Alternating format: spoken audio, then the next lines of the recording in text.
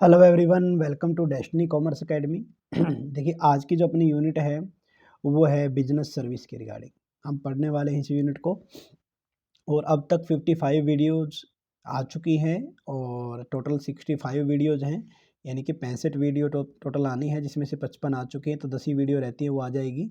और पीडीएफ जो है हिंदी और इंग्लिश मीडियम में 65 की 65 वीडियो की जो 65 वीडियोज़ हैं उनकी ऐप पे डाल दी गई हैं, तो आप वहाँ से उसको चेकआउट कर सकते हैं। ठीक है। और इसके अलावा साथ के साथ की जो सिलेबस है आपका, कौन सी वीडियो में क्या करवाया गया है, वो सारा का सारा भी आपको जो हिंदी और इंग्लिश मीडियम के साइड में एक फ़ोल्डर बना रखा है एचपीएससी सब्जेक्ट के नाम से, कि उसके अंदर सब्जेक्ट डाला गया है या कोई नई अनाउंसमेंट की पीडीएफ डालते हैं तो वहाँ पर वो मिल जाएगा, तो आप वहाँ से वो भी करते हैं। आइए बिना देर की करते हैं स्टार्ट। सबसे पहले बात करते हैं सर्विस के रिगार्डिंग। सर्विस आर दो सेपरेबल आइडेंटिफाई, यानी कि सर्विस को जो है आप गुड्स से अलग मानते हो, ये इंटेंजिबल नेचर की होती है और ये कंज्यूमर की वांट्स को सेटिस्फाई करती हैं, आप ऐसे बोल सकते हो। ज़रूरी नहीं कि एक सर्विस को उसके प्रोडक्ट के साथ ही बेचा जाए, बिना प्रोडक्ट के भी सर्विस को बेचा जा सकता है। अगर हम बात करते हैं एक प्रोडक्ट या गुड्स की, गुड्स एक फिजिकल प्रोडक्ट होता है जिसको आप देख सकते हो, टेंजिबल नेचर का होता है। गुड्स में ओनरशिप ट्रांसफ़र हो जाती हैं। तो कुछ गुड्स और सर्विस के बारे में यहाँ पर बताया गया, तो उसका एक डिफरेंस कर लेते हैं, तो अपना वहाँ से जो क्लैरिटी है कंसेप्ट की वो हो जाएगी। इससे पहले हम पढ़ते हैं नेचर ऑफ द सर्विस, कि 5 तरह की सर्विस फीचर होते हैं एक सर्विस के अंदर।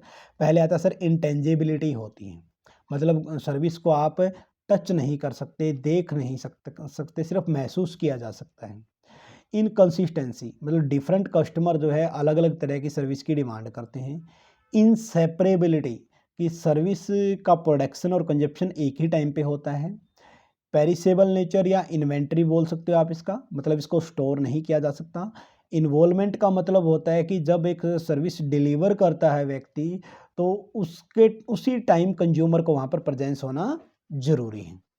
ठीक है, ये 5 इसके नेचर हैं, वेरी वेरी इंपॉर्टेंट है, एमसीक्यू पॉइंट ऑफ व्यू से तो है ही है, साथ ही साथ आपके सब्जेक्टिव पेपर में भी आ सकते हैं। डिफरेंस पूछते हैं, difference between service and goods के रिगार्डिंग। सबसे पहले बात करेंगे नेचर की। नेचर नेचर कोई भी ऐसी, आप बोल सकते हो कि सर्विस एक ऐसी एक्टिविटी या प्रोसेस है, लाइक सिनेमा हॉल के अंदर आप जब फिल्म देख रहे हो तो वो आप उसकी सर्विस ले रहे हो। जबकि गुड्स के अंदर क्या है, उसकी मूवी का टिकट लगा सकते हो आप, या फिर वीडियो कैसेट लगा सकते हो जिसको आप टच कर सकते हो, वो टिकट होती है, उसको गुड्स बोलते हैं। लेकिन जो आपने इंजॉय किया, जो मूड मोमेंट जिया है वो क्या कहलाता है, सर्विस कहलाता है। सर्विस जो होती है वो हेट्रोजीनियस होती है, मतलब हर बार अलग अलग होती है। सर्विस देने वाला एक ही व्यक्ति हो सकता है, लेने वाला भी एक व्यक्ति हो सकता है, लेकिन हर बार एक्सपीरियंस अलग अलग होगा। गुड्स जो होमोजीनियस नेचर की होती हैं, कि हमेशा एक सी डिलीवर करते हैं। जैसे अगर आपने कोई पेन लिया है किसी भी कंपनी का, तो आप एक पेन लो, 2 लो, 5 लो, 7 लो, हमेशा सब में एक से एक फीचर मिलेंगे। फिर आते हैं, ये तो नेचर और टाइप बताया गया था। अभी जो हम ऊपर पाँचों पॉइंट पढ़ के आए हैं उनके बारे में भी डिफरेंस दिया गया 5 के 5 पॉइंट के अंदर। ये इसके नेचर में भी आ जाते हैं। किसमें आ जाते हैं, नेचर ऑफ सर्विस के अंदर आ जाते हैं। सबसे पहले इंटेंजिबिलिटी, जैसे एक डॉक्टर ट्रीटमेंट करता है वो सर्विस में आता है, लेकिन जो डॉक्टर मेडिसिन लिख के देता है, अब जो मेडिसिन होती है, दवाइयाँ होती हैं, उनको तो आप टच कर सकते हो ना, वो टेंजिबल, तो वो गुड्स में आ जाएगी। Inconsistency, different customer having different demand, हर कस्टमर क्या करता है, अलग अलग डिमांड करता है। जैसे हेयर कट के आप जहाँ मान लें कि ब्यूटी पार्लर में आप चले गए, तो कोई कुछ बोलेगा, कोई कुछ बोलेगा, वैसे ही हेयर सैलून पे कोई कुछ बोलता है, कोई कुछ बोलता है। हर कस्टमर की अलग अलग डिमांड होती है, आप ऐसे बोल सकते हो। लेकिन मोबाइल फ़ोन वाले में तो सबकी एक ही आप बोल सकते हो, कुछ स्पेसिफिकेशन होता है जी, हमें 5G चाहिए, हमें इतनी बैटरी बैकअप चाहिए, वही सेम डिट्टो सारा मिल जाता है। फिर आता है जी इनसेपरेबिलिटी, मतलब प्रोडक्शन और कंजप्शन एक ही साथ किया जाता है, इसमें सर्विस में और इसमें अलग अलग किया जा सकता है। एग्जाम्पल दे रखा है, अगर आप एक रेस्टोरेंट में जाते हो, आइसक्रीम खाते हो वहाँ जाके, तो वो आपका सर्विस हो जाता है। और अगर आपने एक स्टोर से आइसक्रीम खरीदी है, खाई नहीं अभी तक, सिर्फ खरीदी है, वो गुड्स हो जाता है। इन्वेंट्रीज को स्टॉक में नहीं रख सकते, जैसे आपने एक ट्रेन से जर्नी की, उसको आप कैप्चर नहीं कर सकते, सर कर सकते हैं वीडियो में कर सकते हैं, लेकिन वो वीडियो को टच कर दो तो गुड्स में आ जाएगा। ठीक है, जैसे जर्नी की टिकट है वो गुड्स होता है, लेकिन जो आपने जो एक्सपीरियंस किया वो आपका क्या कहलाता है, सर्विस। इन्वॉल्वमेंट की बात करते हैं कि क्या कंज्यूमर का जो है इन्वॉल्वमेंट मस्ट है, ज़रूरी है या नहीं है।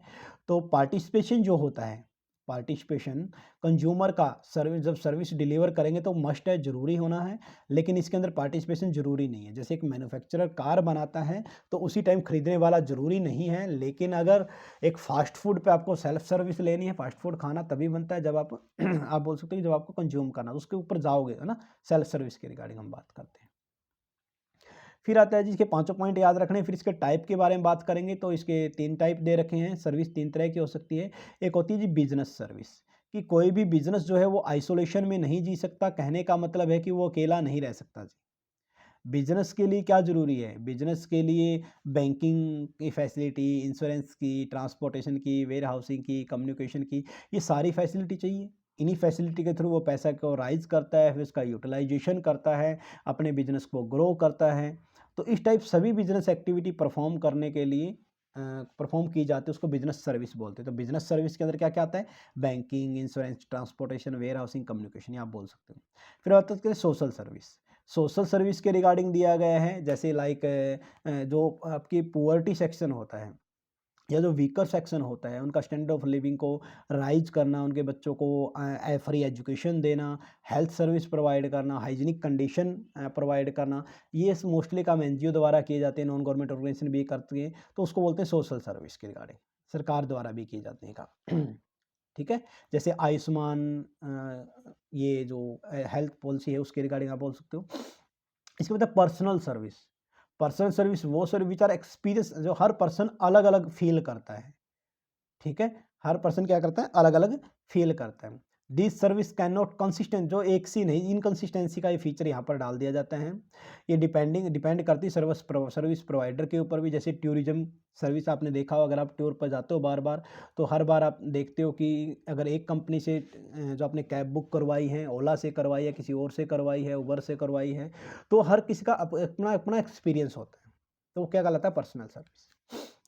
ये था आपका फर्स्ट क्वेश्चन। अब हम बढ़ते हैं सेकंड क्वेश्चन की तरफ। क्या दिया गया है देखिए, व्हाट इज इंश्योरेंस, क्या होता है, इसके फंक्शन क्या है और principle of insurance. Insurance insurance के लिए याद रखिए सर, 2% चाहिए। एक इंश्योरेंस करवाने वाला जिसको इंश्योर्ड बोलते हैं या पॉलिसी होल्डर बोलते हैं, एक इंश्योरेंस करने वाला जिसको इंश्योरेंस कंपनी या इंश्योरर बोलते हैं। ठीक है? और दोनों के बीच में जो एग्रीमेंट होता है उसको इंश्योरेंस पॉलिसी बोला जाता है। इंश्योरेंस करवाने वाला जिसको इंश्योर्ड बोलते हैं, वो बदले में, इंश्योरेंस के बदले में इंश्योरेंस कंपनी को यानी कि इंश्योरर को कुछ पैसे देता है, जिसको प्रीमियम बोला जाता है। और हमें पता है कि लाइफ अनसर्टेन है, इसलिए हम इंश्योरेंस करवाते हैं। इंश्योरेंस करवाने से अपना रिस्क जो होता है वो कम हो जाता है, हमें सर्टेनिटी मिल जाती है। ठीक है? ये इंश्योरेंस के बेनिफिट होते हैं। कोई डैमेज वगैरह होता है तो सारा का सारा इंश्योरेंस कंपनी पे करती है। ठीक है? और इंश्योरेंस कंपनी को क्या बेनिफिट है, जैसे मान लिया कि ए से लेके जेड तक पर्सन ने इंश्योरेंस करवाया है, और अगर मान लिया कि ए को साथ कुछ मिस हैपनिंग हो जाती है तो ए से जेड तक जो प्रीमियम आया था उसमें से कुछ पोर्शन ए को दे देगी वो। तो इस टाइप से इंश्योरेंस कंपनी करवाती है, उस पैसे को कहीं इन्वेस्ट कर देती है जो प्रीमियम के रूप में मिला है। अब फंक्शन ऑफ इंश्योरेंस के रिगार्डिंग देखिए, function of insurance providing certainty, कि जो अनसर्टेन लाइफ है उसी को सर्टेन करने के लिए तो इंश्योरेंस मिलते हैं। प्रोटेक्शन के रिगार्डिंग, क्यों मिस हैपनिंग ना हो, कोई मिस हैपनिंग ना हो, इसके लिए क्या कहते हैं, प्रोटेक्शन पर्पज के लिए भी आप क्या करते हो, प्रीमियम पे करते हो, इंश्योरेंस लेते हो। और रिस्क शेयरिंग, जैसे मैंने बोला कि अगर मान लिया कि ए ने इंश्योरेंस नहीं करवा रहा, लेकिन कोई मिस हैपनिंग होगी तो सारा रिस्क ए को शेयर करना पड़ेगा, लेकिन इंश्योरेंस करवा रखा है तो वो रिस्क का पूल बन जाता है। लाइक ए से जेड तक जो इंश्योरेंस कंपनी के थ्रू जो पैसा है उन लोगों से लिया है ए से जेड तक प्रीमियम का, वो हम ए को दे देंगे अगर कुछ हो, उसको रिस्क शेयरिंग बोला जा सकता है। असिस्ट इन कैपिटल फॉर्मेशन, कि इंश्योरेंस कंपनी के पास जो प्रीमियम के रूप में पैसा आता है वो आगे इंश्योरेंस कंपनी का इन्वेस्ट करती है, तो कैपिटल का फॉर्मेशन होता है, एम्प्लॉयमेंट बढ़ते हैं। फिर आता है principle of insurance, insurance principle of insurance के रिगार्डिंग अभी हम जो पढ़ के आए, फंक्शन ऑफ इंश्योरेंस या प्रिंसिपल ऑफ इंश्योरेंस, ये ईएमआरएस वाला जो पेपर था अपना, ये जो 16 तारीख को हुआ है, 16 दिसंबर 2023 को, तो उसमें ये पूछे गए थे क्वेश्चन, यहाँ से 2 क्वेश्चन उठाए थे उसने। एक फंक्शन के ऊपर उठाया था, एक प्रिंसिपल। तो प्रिंसिपल के रिगार्डिंग क्या देगा, एटमोस्ट गुड फेट, या फिर युब्रिमई फेदाई बोलते हैं इसको। एटमोस्ट गुड फेट का मतलब होता है कि इंश्योरेंस करवाने वाला और इंश्योरेंस कंपनी दोनों, यानी कि इंश्योर्ड और इंश्योरर दोनों सच्चाई बताएंगे, एक दूसरे को कुछ भी नहीं छुपाएंगे इंश्योरेंस करते टाइम। दूसरा, इंश्योरेबल इंटरेस्ट का मतलब होता है कि जो व्यक्ति इंश्योरेंस करवा रहा है उसका उसमें इंटरेस्ट होना चाहिए। ठीक है, उसके उसमें हित होना चाहिए। लाइफ इंश्योरेंस करवा रहे हो तो आप अपनी लाइफ को सिक्योर करना चाहते हो, इसलिए इंश्योरेंस करवा रहे हो। मिटिगेशन का मतलब होता है कमी करना। अगर मान लें कहीं पर आपने फायर इंश्योरेंस करवा रहा था, आग लगी हुई है, तो आपका फ़र्ज़ बनता है कि उस आग के नुकसान को कम करो। आप उसमें पानी डालो, उसमें बालू रेता डालो, कहने का मतलब उसको कम करने के लिए, या जो सामान निकाल सकते हो वो निकालो। ऐसा नहीं कि आराम से चेयर पे, सोफ़े पे जाके बैठ के और दुकान में आग लगी हुई है, बोला कोई बात नहीं इंश्योरेंस कंपनी देख लेगी। ऐसा नहीं करना, ठीक है? इंडेमनिटी क्षतिपूर्ति होता है कि जितना नुकसान हुआ है उतने की भरपाई कर देगा। अगर दुकान में 10 लाख रुपए का सामान था, आग लगी तो 10 लाख रुपए तक आपको पैसा मिल जाएगा। लेकिन ये लाइफ इंश्योरेंस केस में लागू नहीं होता, क्योंकि एक ह्यूमन बीइंग की कोई आप पैसे में काउंट नहीं कर सकते उसकी लाइफ को। प्रोक्सीमेट कॉजेज या कॉज प्रोक्सिमा भी इसको बोला जाता है। इसका मतलब है कि आग किसके कारण लगी है? क्या दुकानदार ने जानबूझ के लगाई है, या फिर नेचुरल हुआ है, या फिर कैसे हुआ है? तो ये देखा जाता है। इंश्योरेंस कंपनी ऐसा नहीं कि आग लग गई तो पैसे डायरेक्ट दे देगी, पहले देखिए किसके कारण हुआ है। अगर वो आपने लगाई तो फिर कुछ नहीं मिलने वाला। सब्रोगेशन का मतलब होता है आगे ट्रांसफ़र करना, आप ऐसे बोल सकते हो। मान लें कि आपने आपने इंश्योरेंस करवा रखा था, थर्ड पार्टी ने नुकसान कर दिया जानबूझकर। तो इंश्योरेंस कंपनी आपको तो पैसा इंश्योरेंस कंपनी देगी, लेकिन थर्ड पार्टी से इंश्योरेंस कंपनी पैसा ले लेगी। इसको सब्रोगेशन बोलते हैं। ठीक है ना? कि किसी थर्ड पार्टी के कारण अगर कोई डैमेज हुआ है, तो उससे थर्ड इंश्योरेंस कंपनी वसूल लेती है पैसा। कंट्रीब्यूशन का मतलब होता है कि अगर आपने एक जो एसेट उसकी वैल्यू 10 लाख है, उसका इंश्योरेंस करवा रखा है, ए से, बी से, सी से, सबसे 10-10 लाख का करवा रखा है। तो ऐसे 10-10, 20, 30 लाख तो आपको नहीं मिलेंगे, बल्कि मिलेंगे 10 लाख ही। चाहे आप कितने इंश्योरेंस करवा लो, वो अपने आप में कंट्रीब्यूट कर लेंगे, रेशियो में डिवाइड कर देंगे। नेक्स्ट वन आता है जी, explain the various type of insurance. Explain various type में इसने बोला कि इंश्योरेंस हम मोस्टली करवाते हैं लाइफ का या फिर जनरल इंश्योरेंस। लाइफ इंश्योरेंस और जनरल इंश्योरेंस में मरीन फायर, ये दो तो आप ये मान लो कि देखो, मरीन इंश्योरेंस, फायर इंश्योरेंस ये मोस्ट इंपॉर्टेंट है, ये दो, और एक लाइफ इंश्योरेंस। तो ओवरऑल 3 इंश्योरेंस है, इनके बारे में हम डिटेल से आगे भी पढ़ेंगे। ये कुछ छोटे मोटे वैसे इंश्योरेंस दे रखे, तो इनके बारे में रीड आउट थोड़ा कर लेते हैं। ठीक है, ये दोनों जो पार्ट है वो जनरल इंश्योरेंस का, लाइफ का अलग चलता है। लाइफ इंश्योरेंस के केस में लाइफ एश्योरेंस वर्ड यूज भी किया जा सकता है। एश्योरेंस का मतलब है विश्वास दिलाना। ये जैसे एक ह्यूमन बीइंग की लाइफ भी जो है वो अनसर्टेनिटी से भरी हुई है। ठीक है, वो कभी कुछ हो सकता है। मान लें कि एक व्यक्ति है जिसके ऊपर पूरा का पूरी फैमिली डिपेंड करती है, वो कमा के लाता है तभी वो खाना खाते हैं, वरना भूखे मर जाते हैं बेचारे। तो उस कंडीशन में उस पर्सन को कोई डिसेबिलिटी हो जाना, हेल्थ इंजरी हो जाना, या उसकी डेथ हो जाना, तो उस डेथ के बाद उसके परिवार को कौन खाए खिलाएगा पिलाएगा? ठीक है? तो उसके लिए क्या करता है, एक ह्यूमन बीइंग अपना इंश्योरेंस करवा लेता है, लाइफ इंश्योरेंस करवा लेता है, ताकि अगर कल को उसको कुछ हुआ तो उसकी फैमिली को पैसे दे देगी इंश्योरेंस कंपनी, और अपनी ज़िंदगी तो वो जी लेंगे। हालाँकि उस पर्सन की कमी को पूरा नहीं किया जा सकता, लेकिन कम से कम उनके पास फाइनेंशियली हेल्प तो एक बार हो ही जाएगी। इसके बाद मेन एलिमेंट में क्या-क्या आते हैं लाइफ इंश्योरेंस के अंदर? पहला एलिमेंट आपका आता है जी, वैलिड कॉन्ट्रैक्ट होना चाहिए, कि इनवैलिड नहीं होना चाहिए, इलीगल नहीं होना चाहिए। एट मोस्ट गुड फेथ, इसका मतलब होता है कि इंश्योरेंस करवाने वाला और इंश्योरेंस करने वाला दोनों सच्चाई बताएँगे। इंश्योरेबल इंटरेस्ट की अंदर बात हम करते हैं कि करवाने वाले का उसमें इंटरेस्ट होना चाहिए, और इंडेमनिटी वाला कॉन्ट्रैक्ट इसके अंदर नहीं आएगा, क्योंकि एक ह्यूमन बीइंग की आप वैल्यू नहीं लगा सकते, उसको मेजर नहीं कर सकते उसका लॉस क्या है उसकी फैमिली के लिए। अब ये लाइफ इंश्योरेंस के कुछ टाइप पढ़ते हैं, जैसे कि होल लाइफ इंश्योरेंस। इसमें जो पैसा है वो इंश्योर्ड को, यानी कि जो इंश्योरेंस जिसने करवाया है उसकी डेथ के बाद उसकी फैमिली को मिलेगा, इंश्योरेंस करवाने वाले को नहीं मिलता। हालांकि प्रीमियम 20 या 30 साल के लिए भरना पड़ता है। फिर आता है एंडोमेंट लाइफ एश्योरेंस। एश्योरेंस मैंने बोला लाइफ के केस में यूज़ करते हैं, वरना इंश्योरेंस वर्ड यूज़ कर लेते हैं। तो एंडोमेंट लाइफ इंश्योरेंस का मतलब इसके अंदर है कि इसके अंदर 2 ऑप्शन होते हैं। अब अगर एक पर्टिकुलर टाइम के बाद, मान लें 20 साल के लिए इंश्योरेंस करवा लिया, तो 20 साल से पहले अगर डेथ हो गई तो उससे पहले सारा पैसा उसकी फैमिली को मिल जाएगा। लेकिन इंश्योरेंस करवाने वाले की डेथ नहीं हुई 20 साल के बाद, तो एक पर्टिकुलर टाइम पीरियड के बाद, यानी 20 साल के बाद में, मैंने 20 तो मैंने इसे रैंडमली वैसे ले लिया, तो 20 ईयर या फिर उससे कुछ जो भी ईयर डिसाइड किए गए थे, उसके बाद उसका पैसा जो है जिस इंश्योर्ड पर्सन को मिलता है। कहने का मतलब जिसने इंश्योरेंस करवाई वो अपने जीते जी भी इसमें पैसा ले सकता है। जॉइंट लाइफ नॉर्मली पार्टनर का या हस्बैंड वाइफ का करवाया जाता है, एक की डेथ के बाद दूसरे को सारा पैसा मिल जाता है। एन्युटी पॉलिसी के अंदर क्या होता है कि आप एक लमसम अमाउंट पेमेंट कर सकते हो, इकट्ठा ही प्रीमियम पे कर सकते हो, और थोड़े टाइम के बाद आपको एनुअली कुछ न कुछ रिटर्न मिलने लग जाता है। चिल्ड्रन एंडोमेंट पॉलिसी का मतलब होता है माँ बाप जो होते हैं अपने बच्चे की एजुकेशन के लिए या उसकी शादी के लिए कुछ पैसा बचा के इसमें डाल देते हैं।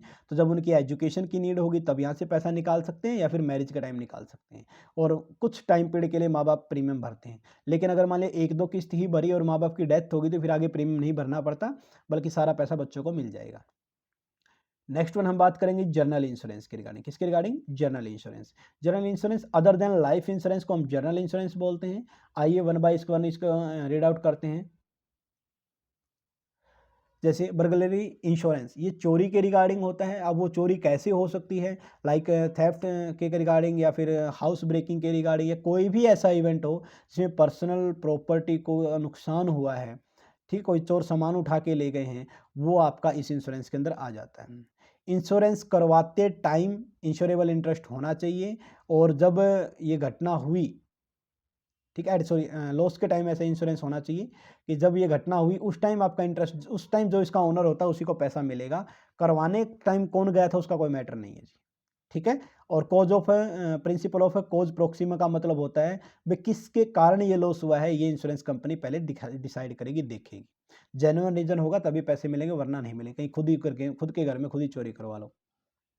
कैटल इंश्योरेंस का मतलब होता है जो मवेशी होते हैं, जो पशु होते हैं, उनका इंश्योरेंस करवाना। जैसे आपने पता हो आजकल भैंस वगैरह जो 70 रुपये किलो दूध हो गया है, तो भैंस वगैरह लाख प्लस जाती है नॉर्मली, छोटी आप बोल सकते हो कि ठीक ठाक भी।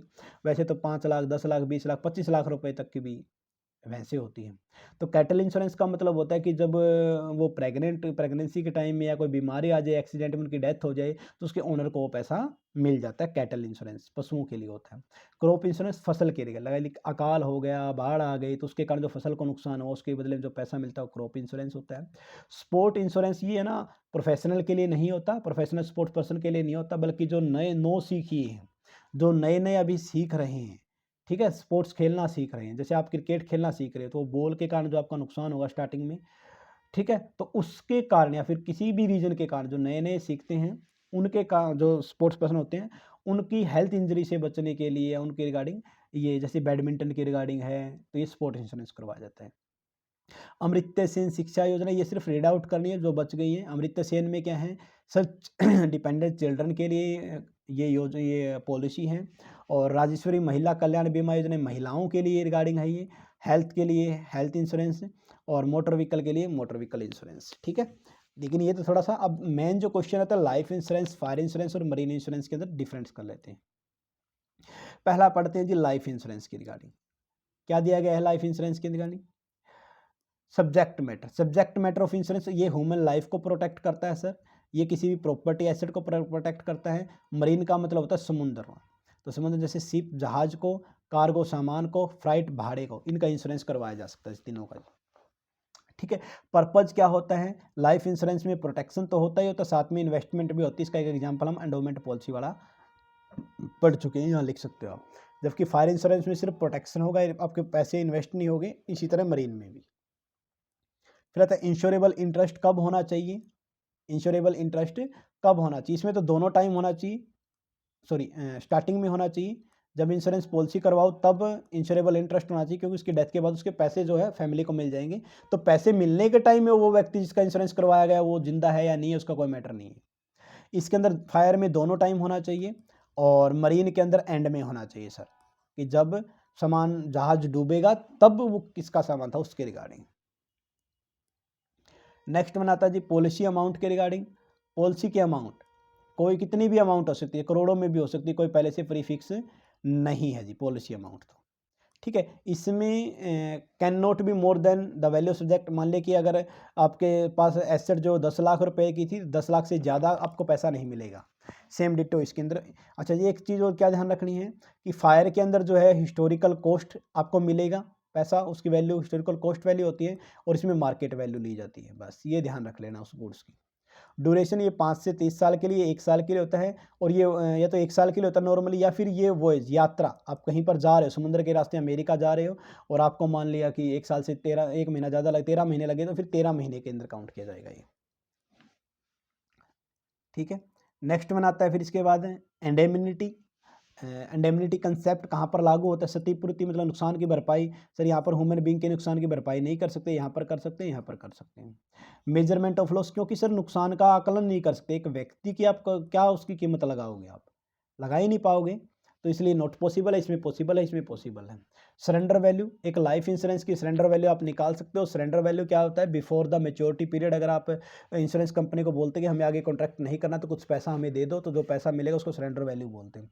तो इसमें सरेंडर वैल्यू निकाली जा सकती है, इसमें नहीं निकाली जा सकती, इसमें नहीं निकाली जा सकती। कंटीजेंस ऑफ द रिस्क, इसमें सर्टेन होता है कि इंश्योरेंस कंपनी को पैसा पे करना ही करना पड़ेगा, या तो एंडोमेंट पॉलिसी है तो उस पॉलिसी होल्डर को मिल जाएगा अगर वो जीता रहा, वरना उसकी डेथ के बाद उसके फैमिली को मिलेगा, मतलब पैसा देना कंपलसरी है।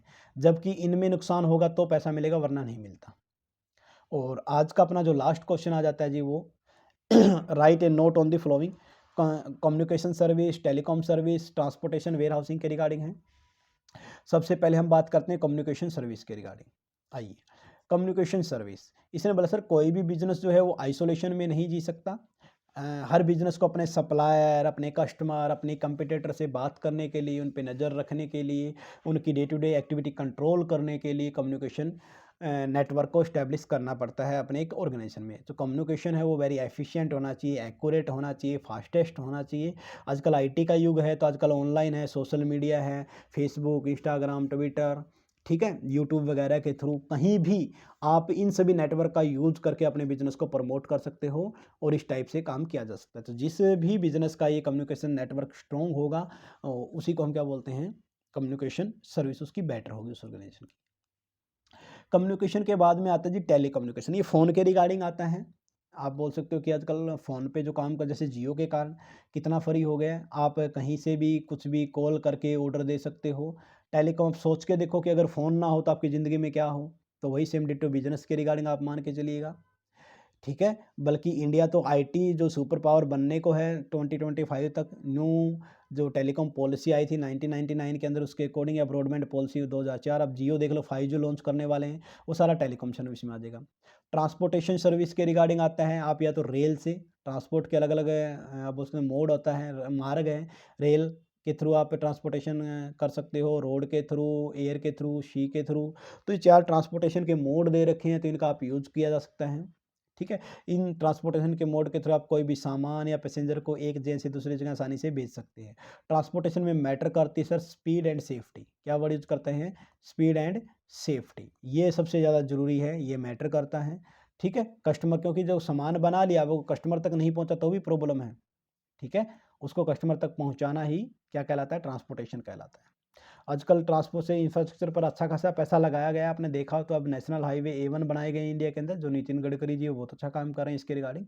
तो सारा का सारा किस में आ जाएगा? ट्रांसपोर्टेशन में।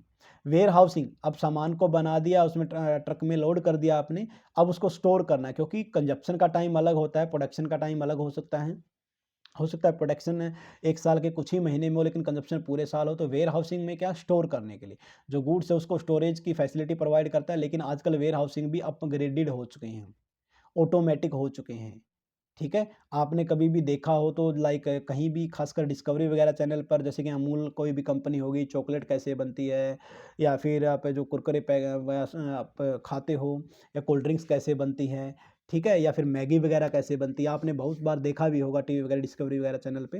तो उसके थ्रू उनकी प्रोसेस आपने देखा हो तो पूरा का पूरा ऑटोमेशन, भाई एक प्रोसेस से दूसरे प्रोसेस ऑटोमेटिक चलता रहता है। या आपने मूवीज़ वगैरह में भी देखा होगा कि जो वेयर हाउस में कई बार लास्ट का सीन दिखाते हैं ना, फाइट वगैरह, एंड जब पिक्चर एंड करते हैं, तो आपने वैसा भी दिखाया, फिर वैसे भी देखा हो कोई फैक्ट्री वगैरह चलती है तो फर्श पे ऐसे रोबोट से होते हैं, वो अपने आप ही सामान को उठाते हैं, एक जगह से दूसरी जगह वो बेचते रहते हैं। तो रोबोटिक भी आ चुका है फ्लोर के रिगार्डिंग, जो सामान को उठाएंगे अपने आप भेजेंगे। तो वेयर हाउसिंग के अंदर क्या है कि जो ओरिजिनल क्वालिटी को मेंटेन रखा जाता है, लेकिन वेयर हाउसिंग वाले आजकल एक्सपोर्टिंग का भी काम करने लगे हैं, पैकेजिंग का भी काम करने लगे हैं, इनके अदर सर्विस प्रोवाइड, जैसे बैंकिंग वाले सिर्फ पैसे को एक्सेप्ट करना और आगे लोन के रूप में देना, यही काम नहीं करते, बल्कि और बहुत सारे काम करते हैं। सेम डिटो वेयर हाउस वाले भी ये काम करने लग गए हैं। तो आजकल जो वेयर हाउस होता है वो कम कॉस्ट पर आपको अच्छा खासा स्पेस दे देता है, आपके सामान को आगे यहाँ की सेल आउट तक भी करवा देता है, ठीक है। तो राइट टाइम पे राइट क्वालिटी, राइट क्वांटिटी, ठीक है, ये आपको प्रोवाइड करवाते हैं। तो ये था जी अपना बिजनेस सर्विस के रिगार्डिंग। तो होप सो ये लेक्चर आपको समझ में आया होगा। तो मिलते हैं नेक्स्ट फिर अगले लेक्चर के साथ। Thank you all of you.